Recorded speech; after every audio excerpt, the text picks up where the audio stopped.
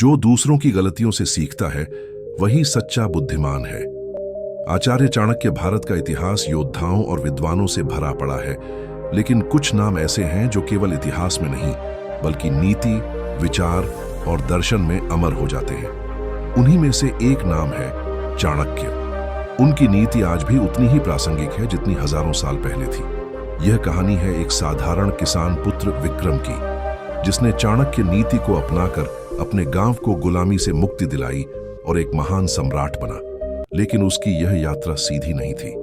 यह छल, साजिश, बलिदान और धैर्य से भरी थी। नागपुरा, एक छोटा सा गांव जो हरियाली से भरपूर था लेकिन दुख और डर से जकड़ा हुआ था।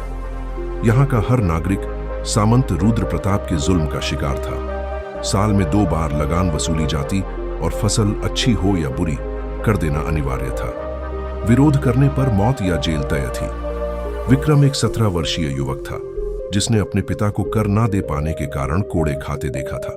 माँ रोती थी लेकिन कहती थी, चुप रहो बेटा, लड़ाई नहीं करनी, मर जाएंगे। लेकिन विक्रम को चुप रहना मंजूर नहीं था। एक दिन गांव के वृद्ध पंडित ने उसे चुपचाप एक ग्रंथ दिया, चाणक्य नीति। बेटा, पंडित बोले, इसमें केवल शब्द नहीं है, यह जीवन का शस्त्र है। सही समय पर इसका प्रयोग करो और सारा खेल बदल जाएगा। विक्रम ने पहला सूत्र पढ़ा, शत्रु की कमजोरी को जानना आधी जीत होती है। वह जानता था कि रुद्र प्रताप बल से नहीं, तोड़कर राज्य करता है।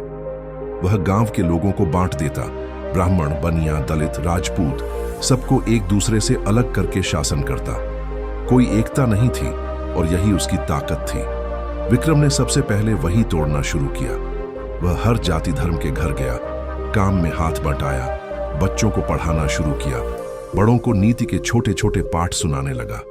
लोग उसकी बातों को नजरअंदाज करते, लेकिन उसका धैर्य अडिग था। चाणक्य कहते हैं, बुद्धिमान वह है जो बिना शोर किए तैयारी करता है। विक्रम ने धीरे धीरे गांव के युवाओं को संगठित किया। किसी को बढ़ईगिरी सिखाई, किसी को खेती का वैज्ञानिक तरीका और किसी को संदेशवाहक बनाया। वह जानता था युद्ध अभी दूर है, पर मंच तैयार करना जरूरी है। एक साल में विक्रम के संगठन में 50 से ज्यादा युवा हो गए। हर कोई किसी न किसी रूप में गांव को बदलने का प्रयास कर रहा था। यह सब धीरे धीरे हो रहा था, बिना किसी नारों, बिना किसी विद्रोह के। एक दिन विक्रम ने नीति का एक और सूत्र पढ़ा, राजनीति वह कला है जिसमें मित्रता के मुखौटे में भी वार किया जा सकता है। अब उसे रुद्र प्रताप के महल में प्रवेश चाहिए था, जानकारी पाने के लिए। विक्रम ने नाटक किया कि वह रुद्र प्रताप की सेवा में काम करना चाहता है।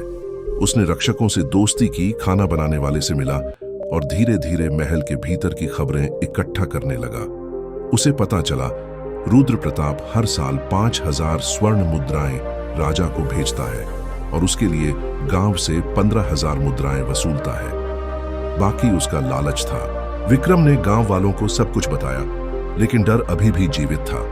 तब उसने नीति का तीसरा सूत्र पढ़ा, डर को केवल एक ही चीज हरा सकती है, साहस। उसने एक सभा बुलाई, हजारों लोग आए। पहली बार किसी ने खुलेआम कहा, अब और नहीं सहेंगे। विक्रम ने सबको संगठित किया। खेतों में काम रुक गया, कर देना बंद हुआ। हर गांववासी एक दूसरे का रक्षक बन गया। कोई चुप नहीं था। जब कर नहीं मिला तो रुद्र प्रताप अपनी सेना लेकर गांव आया। लेकिन अब गांव बदल चुका था। जैसे ही सैनिक पहुंचे, गांव की औरतों ने बच्चों को बचाया, बुजुर्गों ने ढोल बजाए और पुरुषों ने बांस की लाठियों और आग की मशालों से लड़ाई की। यह पहली बार था जब निहत्थे गांववासियों ने सशस्त्र सैनिकों को पीछे हटने पर मजबूर किया। रुद्र प्रताप क्रोधित हुआ। उसने विक्रम को पकड़ने के लिए इनाम रखा, 100 स्वर्ण मुद्राएं। विक्रम अब भगोड़ा था, लेकिन वह छिपा नहीं बल्कि अन्य गांवों में गया। वहां उसने चाणक्य नीति के प्रचार के साथ साथ एक नई क्रांति की नींव रखी। 3 महीने में उसने 10 गांवों को एकजुट किया। हर गांव एक दूसरे की मदद करने को तैयार था। विक्रम ने अब संगठित विद्रोह की योजना बनाई। चाणक्य कहते हैं, अगर युद्ध अपरिहार्य है तो उसे जीतने की तैयारी चुपचाप करो, लेकिन हमला गर्जना के साथ करो। विक्रम ने हर गांव से 20-20 युवक बुलाए। उन्हें रणनीति, युद्ध कौशल, कूटनीति, संदेशवाहन और गुप्तचर कार्य में प्रशिक्षित किया। जब समय आया तो विक्रम ने 3 तरफ से रुद्र प्रताप के किले को घेर लिया। उसे पता तक नहीं चला। रात के अंधेरे में विक्रम किले में घुसा, मुख्य द्वार खोला और पूरी क्रांतिकारी सेना ने किले पर धावा बोला। रुद्र प्रताप भागा, लेकिन पकड़ा गया। गांव वालों ने पूछा, क्या अब इसे मार दें?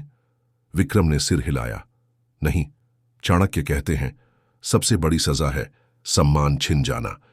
रुद्र प्रताप को गांव के बीचों बीच छोड़ दिया गया।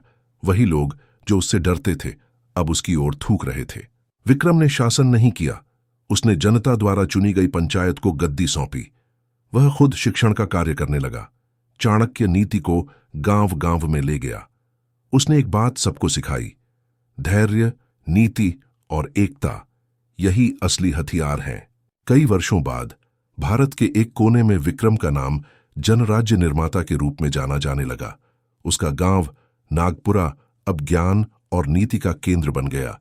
एक छोटे किसान का बेटा जिसने न राजा बनने का सपना देखा, न ही ताज पहनने की चाह की, लेकिन नीति के बल पर वह एक युग का निर्माता बन गया। चाणक्य की आत्मा शायद स्वर्ग से देख रही थी और मुस्कुरा रही थी। अगर आपको विक्रम की ये प्रेरणादायक कहानी पसंद आई हो तो इस वीडियो को लाइक जरूर करें, अपने दोस्तों और परिवार के साथ शेयर करें और नीचे कमेंट में लिखें, नीति से परिवर्तन संभव है। अगर आप ऐसी ही और कहानियां देखना चाहते हैं जो आपको सोचने पर मजबूर करें, तो सब्सक्राइब करना ना भूलें और बेल आइकन दबाएं ताकि अगली कहानी सीधा आपके पास पहुंचे। आपका एक लाइक और कमेंट हमें अगली प्रेरणादायक कहानी लाने की ताकत देता है। धन्यवाद।